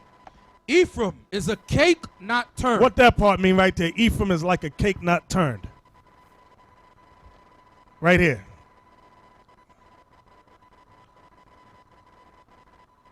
Because the answer's in the Bible right here. It's right here. God is telling you why the look is different. It's like a pancake that only is on, that's a pancake that's only brown on one side. Right. It's like a cake. Just use the word cake because somebody, it don't say pancake, brother. It says cake. Our people get dumb. It's like a cake that's not turned over. One side is dark, the other side is very light. God is telling us the 10 tribes will be like that in the last days. That's what God is saying. Go ahead. So that's why we don't get bugged out on complexion. It's the seed of the man, of the woman. The seed of the man is from the woman, whatever. Y'all know what I'm saying. The seed of the man. It's the seed that God is looking for. Everybody understand that? Isaac, was that it? Yes, sir. Go back to Genesis 49, please. Genesis 49 and verse 20. Go ahead. Out of Asher, his bread shall be fat. Out of Asher, his bread shall be fat. He should have meaning a lot of natural resources where he would dwell. Go ahead.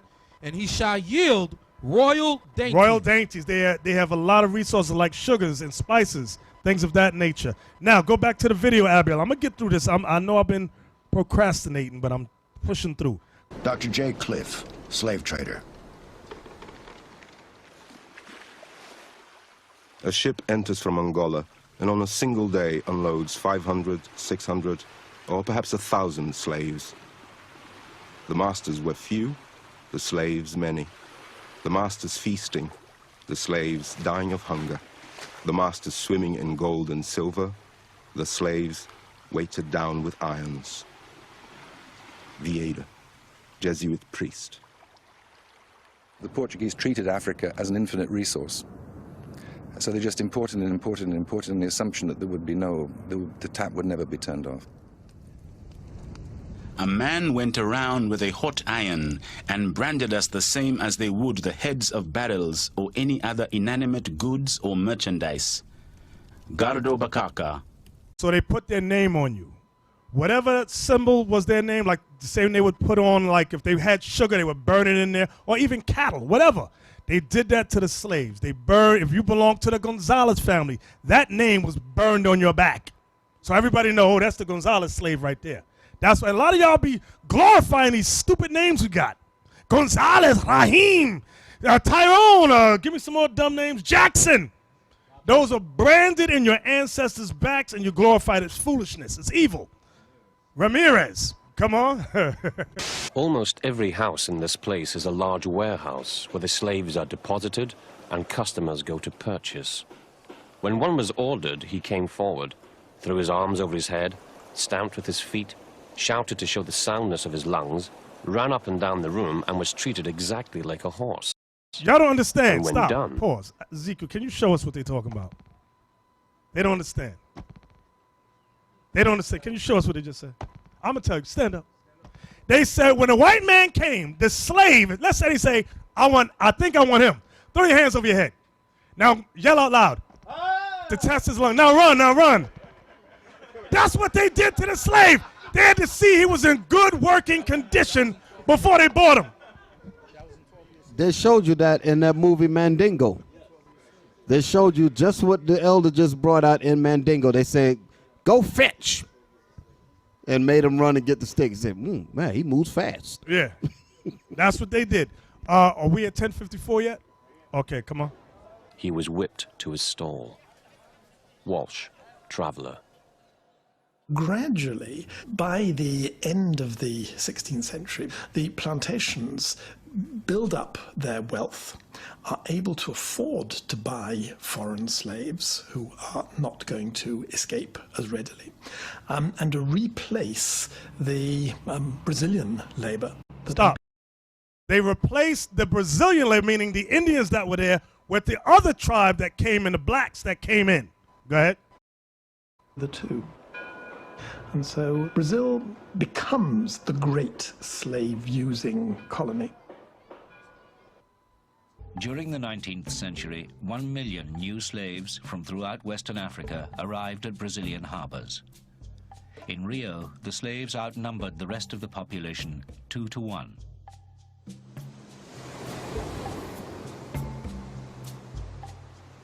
My hand shakes with indignation as I call the imperial government's attention to this trafficking. On sale are, for example, the services of Georgina, black, 1 year old, valued at 20 reis. The services of Orminda, a mulatta, 3 months old, and Leonidia, a few days old. Nabucco, abolitionist.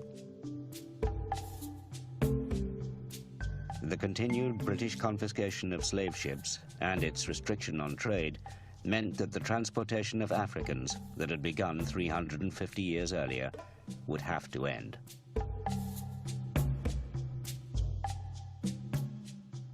Within Brazil itself, larger and larger numbers of slaves were simply abandoning plantations, wrecking the whole system.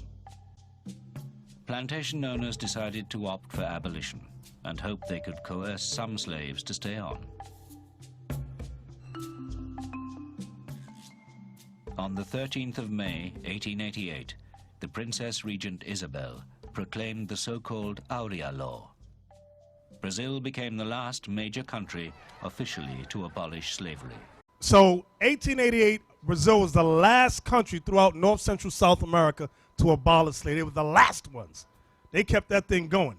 Okay, it says, contrary to common belief, European slave traders were fairly informed about various African ethnicities.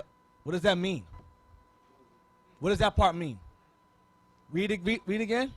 Contrary to common belief, European slave traders were fairly informed about various African ethnicities. Who informed them? Who else? Where's that at? Joel 3. Go ahead. Leading to slavers targeting certain ethnic groups which plantation owners preferred. The Portuguese, they preferred specific people in Africa that were not Africans, that were preferred by Africans. Go ahead. Ethnic groups consequently became fairly saturated in certain parts of the Americas. So these particular groups that they targeted became the ones that they used for slave labor in those areas. We're going to read them right here. The Igbo were dispersed to colonies such as Jamaica. So they put Benjamin with Benjamin. Cuba. They put Manasseh with Manasseh. Haiti. They put Levi with Levi. Barbados. They put Benjamin with Benjamin again. And the United States. And they put Judah with Judah.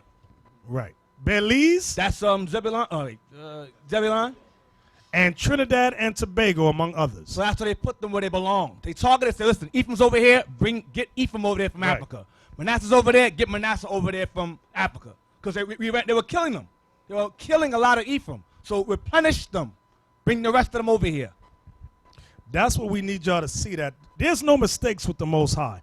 The tribes were put where they were supposed to be. There's no accident. There's no coincidence. Manasseh was put with Manasseh, Ephraim with Ephraim, Zebulon with Zebulon, Judah with Judah, Reuben with Reuben, Benjamin with Benjamin. Who am I leaving somebody out?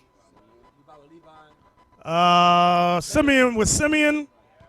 Gad with Gad. Is somebody I'm missing? Asher with Asher. And Issachar with Issachar. Right. Right. So now, go back to Genesis 49. Did we finish that? Yes, we did. Go to Deuteronomy 33.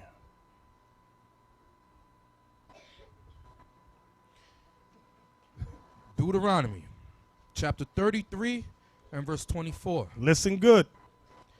And of Asher he said. And of Asher he says. So now Moses is prophesying regarding Asher in the last days. Let Asher be blessed with children. Let Asher be blessed with children. You know why? Because Asher was getting killed at a phenomenal rate. That's why they said the largest portion of slaves was deposited where? Brazil. Go ahead.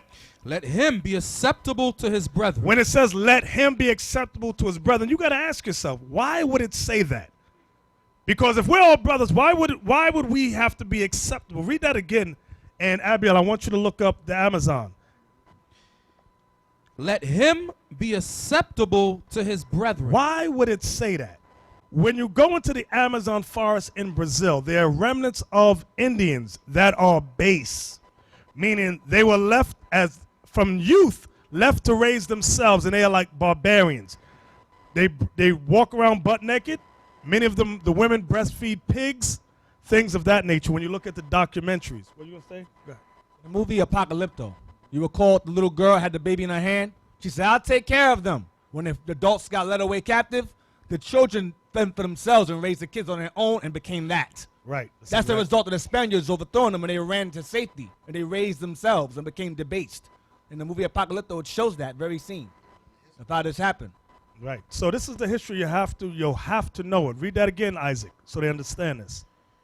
And of Asher he said, let Asher be blessed with children. Why? Because they were getting killed by the Portuguese at great rates.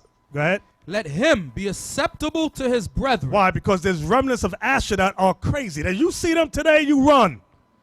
These people, they're barbaric. Look at them. The sticks through the nose.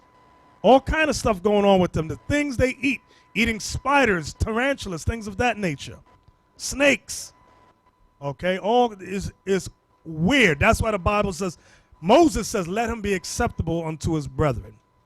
Okay? Was that it, Isaac? Come on. And let him dip his foot in oil. Why does it say let him dip his foot in oil? Because in Brazil, one of the greatest resources is what? Oil. From Colombia to Uruguay. Venezuela especially, right. They have a lot of oil. Let him dip his foot in oil. That's what it's talking about. It says right here, Brazil achieved self-sufficiency in oil in 2006 and went on to become a net exporter in 2010. It has 12.9 billion barrels of proven oil reserves, right. Mostly in the form of deep offshore fields. Right. Come on, Isaac. Verse 25. Thy shoes shall be iron and brass. When it says thy shoes shall be iron and brass, iron is another resource in Brazil. And guess what the Hebrew word for iron is? Brazil. Brazil. That's the Hebrew word for iron. Or barzel. But it's that, and guess what? That's not a coincidence. Or maybe it's just a coincidence. Where we at, Isaac? Verse 25. Go ahead. Thy shoes shall be iron and brass, and as thy days, so shall thy strength be. Meaning Ash is going to be strong in these last days. Go ahead. Verse 26. There is none like unto the God of Jeshurun. There's none like unto the God of Jeshurun. Come on. Who rideth upon the heaven in thy help, and in his excellency on the sky. The eternal God is thy refuge, and underneath are the everlasting arms. And he shall thrust out the enemy from before thee, and shall say, destroy them. Y'all got to see this thing here. Moses is prophesying about the last days. He says, God is saying, and he shall thrust out the enemy from before thee, and shall say what? Destroy them. Destroy them. This is when Christ returns, and we get on the other side. God is going to tell us to destroy them. Give me that, hold that, because y'all think, oh no. Give me that in Ezekiel 25 and 14, thank you. Ezekiel 25 and 14. We're coming right back here. I want y'all to see this thing for you in the closet Christians in here. Go to Sunday school, singing your damn Christian songs in your mind. Come on. Ezekiel 24 verse 14. No, 25, ain't it? 25 verse 14. And I will lay my vengeance upon Edom by the hand of my people Israel, and they shall do in Edom according to mine anger. Do y'all hear the prophecy what God is saying? He said he's going to let Israel wreak havoc on Esau when we get on there. Not on this side, brothers. Don't go crazy up in here. Don't walk out there smacking nobody. On the other side. That's what it's talking about. Go back, Isaac. Deuteronomy 33. Deuteronomy 33 and verse 27. The eternal God is thy refuge, and underneath are the everlasting arms. And he shall thrust out the enemy from before thee, and shall say, destroy them. Now let's see why. Give me some of them photographs, Abiel. Give me some of them pictures we had. This is in Brazil. Remember, what's the language over there? Portuguese. Go ahead. Look at them. One slave master, or you got two. I see one in the back.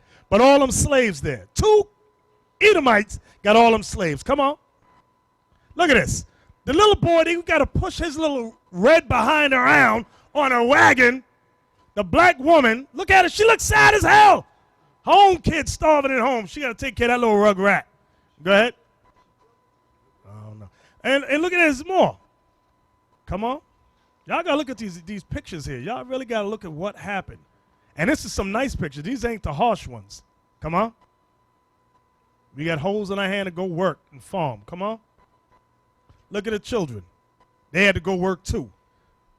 Y'all don't realize how the luxury y'all got. Our children from the age of 5 didn't have time to play. No play time. Come on. Look at, she had to go to work with the baby on the back. Come on. And look at this. The Edomite got shoes on, but look what the brother got. Barefoot. Barefoot.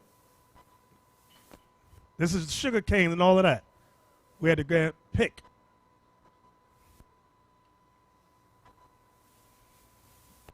And these images was taken. Remember, in North America, slavery allegedly was abolished in what was that, 65, was it? 63. What? 63? Yeah. Emancipation Proclamation was 63? Okay. Brazil kept all that stuff quiet because Britain went around telling to abolish slavery. Brazil kept this thing going until 1888. So that's why you got photographs and all of that. Because remember, the camera was invented later on. So that's why you got these remaining images, these photos. Because you can see that they got the tractors and all that right there. Where in the 1600s, they didn't have this stuff. Right, that's sugar cane. Thank you. Okay, look, the brothers had to carry the white woman around because she wouldn't let her feet rest on the ground. Carry her around. Come on. Look at their house. This is all in Brazil. Look at that house. Look at that nice house they got. Go ahead. I think that's cotton. It looked like cotton to me. Right, they had some of that over there too in Brazil. Now look at this. This is what I want you to, a law stipulated that 50 lashes was the maximum amount of whiplashes a slave could receive. Can you draw up closer, Abiel? Go up. I want you to look at the whips. The whips, the cat of nine tails had iron barbs in it, like the barbed wire fence. Those things was in the whips. Now look at the slave. This is in Brazil. Look at the slaves' backs. What y'all saw, how many of y'all saw that live Passion of the Christ? That was done to our people on a regular. Christ was our people. This is what was done in that movie was done to us, not white folks. That was done to us. Look at the backs ripped out by the cat of nine tails with the barbed wires. Chunks of flesh ripped out. That was done to us. Okay, the Brazilian ranch where Nazis kept slaves. This is a new article. Came out January 20th of this year. A lot of people don't know about this. Now you see in the flag, look, do y'all see what's in the flag? The swastika. The swastika. Go down, Abiel. It's on a farm deep in the countryside, 100 miles west from Sao Paulo. A football team has lined up for a commemorative photograph. What makes the image extraordinary is the symbol on the team's flag, a swastika. The picture probably dates from sometime in the 1930s after the Nazi Party's rise to power in Germany. But this was on the other side of the world, meaning in Brazil. Nothing explained the presence of a swastika here, says Jose Ricardo Rosa Maciel, former rancher at the remote Cruzeiro do Sul farm near Campina do Monte Alegre, who stumbled across the photograph one day. But this was actually his second puzzling discovery. The first occurred in the pigsty. One day, the pigs broke a wall and escaped into a field, he says. I noticed the bricks that had fallen. I thought I was hallucinating. Pan up. Look what's in the bricks. Swastika. So Germany had a foothold in Brazil also. It says the underside of each brick was stamped with the swastika. It was well known that pre-war Brazil had strong links with Nazi Germany. The two were economic partners, and Brazil had the biggest fascist party outside Europe with more than 40,000 members. But it was years before Maciel, thanks to detective work by history professor Sidney Aguilera Fijo, learned the grim story of his farm's links to Brazil's fascists. So Richard Pryor made the joke earlier. Remember that joke where he said there's nobody here? The white man hides a lot of history. So why? So that the slaves will not, so that our people will not revolt. But give me that scripture. Christ said there's nothing hidden. Give me that one. Matthew 10, I think it is. Fio established the farm that once been owned by the Rocha Mirandas, a family of wealthy industrialists from Rio de Janeiro. Three of them, Father Renato and two of his sons, Otávio and Asfaldo, were members of the Acao, I don't even know what this is, Integralista, thank you. You want to read it for me, Abiel, please? Thank you. The Acao Integralista Brasileira, an extreme right-wing organization sympathetic to the Nazis. Come on. The family sometimes held rallies on the farm, hosting thousands of organizations' members. But it was also a brutal work camp for abandoned and non-white children. Meaning our children, Israelite children. I found a story of 50 boys aged around 10 years old who had been taken from an orphanage in Rio, says Fio. They were taken in 3 waves. The first was a group of 10 in 1933. Osvaldo Rocha Miranda applied to be a guardian of the orphans, according to documents discovered by Fio, and a legal decree was granted. He sent his driver, who put us in a corner, says 90-year-old Aloisio da Silva, one of the first orphans conscripted to work on the farm. Osvaldo. That's him right there. Right. Silva, that's him right there. He's about 90 years old now. Go ahead. Osvaldo was pointing with the cane. Put that one over there, this one over here. And from 20 boys, he took 10. He promised the world that we would play football, go horse riding, but there wasn't any of this. The 10 of us were given hoes to clear the weeds and clean up the farm. I was tricked. So no, remember, around 1933, slavery allegedly was passed. So they promised these boys to play sports. You're going to play football. And they're like, yeah. They gave them numbers. Look at it says, Salva was known by the number 23. They were put right back in slavery. That's what he's talking about. They were put right back in slavery. Go ahead. The children were subject to regular beatings with the palmatoria, a wooden paddle with holes designed to reduce air resistance and increase pain. They were addressed not by their name, but by a number. Silva's was number 23. Guard dogs ensured they stayed in line.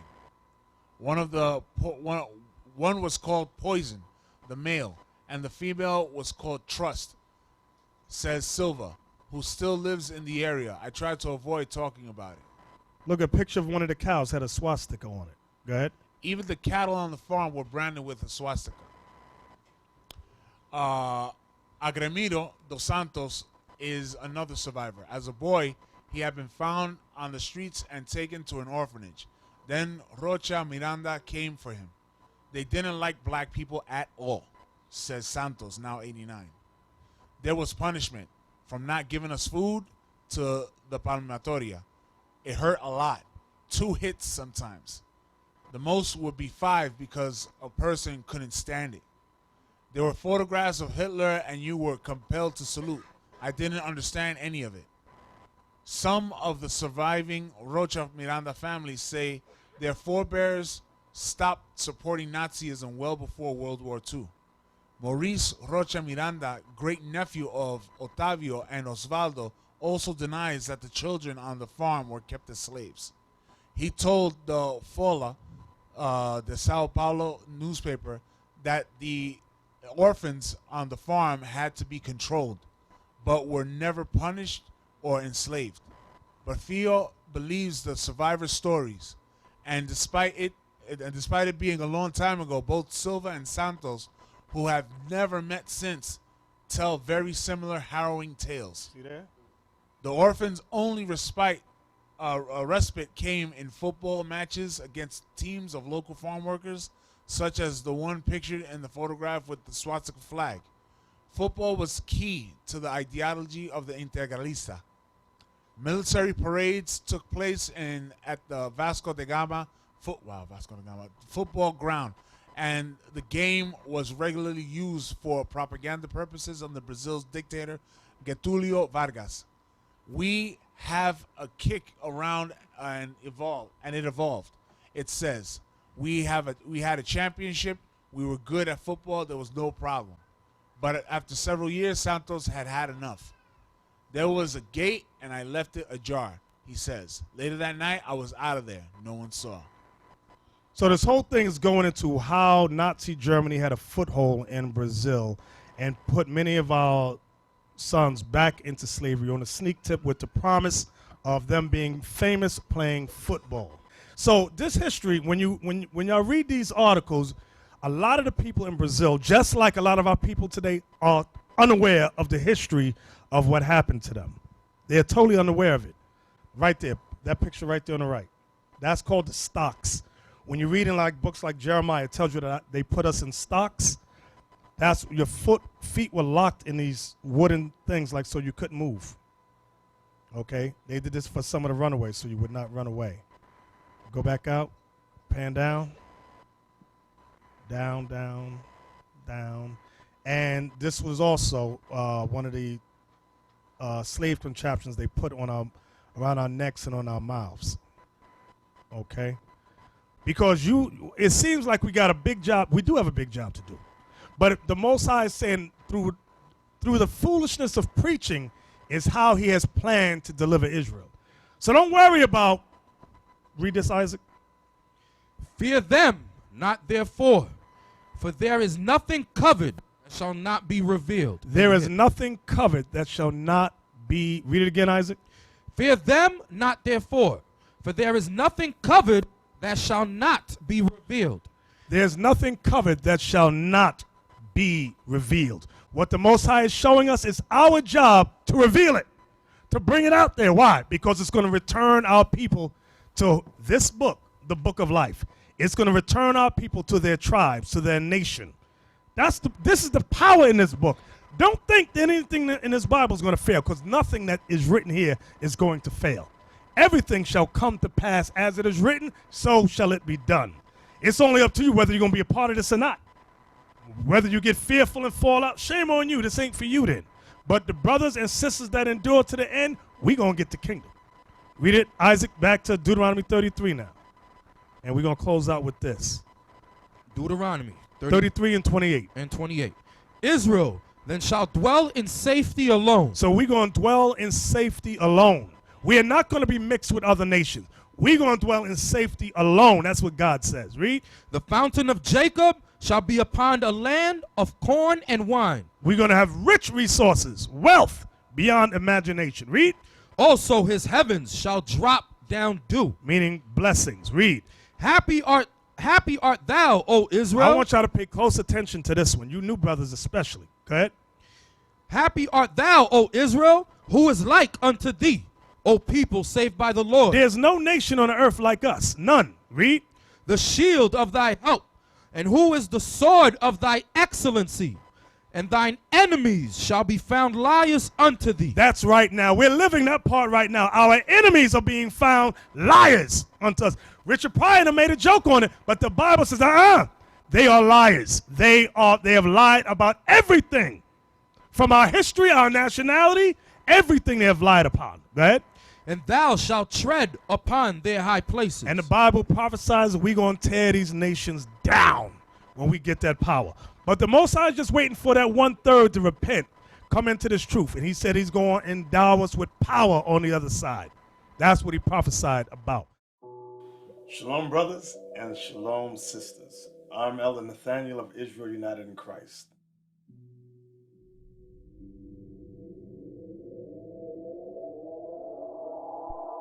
As many of you are finding out, Christianity has destroyed our people. For the past 400 years, we have been indoctrinated in lies. Those lies of Christianity have not benefited our people in the least bit. Many of you know this. So, like Christ said in John chapter 3, verse 3, he said, except ye be born again, you shall not inherit the kingdom of heaven. So in order to inherit the kingdom of heaven, which shall be established on earth, you must be born again. What does that mean? Many of you always quote that, but you don't understand what that means. When you go to 2nd Ezra, chapter 14, verse 34, Ezra said, therefore, if so be that ye will subdue your own understanding, meaning subdue all that you have learned here in Babylon the Great, it says, and reform your hearts, ye shall be kept alive. What does that mean? Meaning you must be taught all over again, taught your nationality, taught why it is that we as a people went into slavery here in America. Who are we? What is the mystery of why this country, these nations have changed our nationality? We here at Israel United in Christ, we have classes 7 days a week, 3 times a day. All for what? For your learning, for your edification. You will learn things never taught to you before. You will learn history. You will learn prophecy. And more importantly, you will learn the dynamics of what you need today to survive as a people. 1/3 of Israel is prophesied to repent of their sins and come into this truth. So now we need you, brothers and sisters. Come, join us here at IsraelUnite.org. Go to our online classes and register. This is for you. This is for the redemption of the 12 tribes of Israel, brothers and sisters. I hope you understand that. Isaiah chapter 62, verse 6 says, I have set watchmen upon thy walls, O Jerusalem, which shall never hold their peace day nor night. Ye that make mention of the Lord, keep not silent. And brothers and sisters, we are not keeping silence. So come join us. Help us build this truth. Donate to us so that we can keep this truth on and on. Push it forward. Help us get this gospel out. Because Christ said, when this gospel is taught throughout the earth, then shall the end come. So with that, brothers and sisters, we say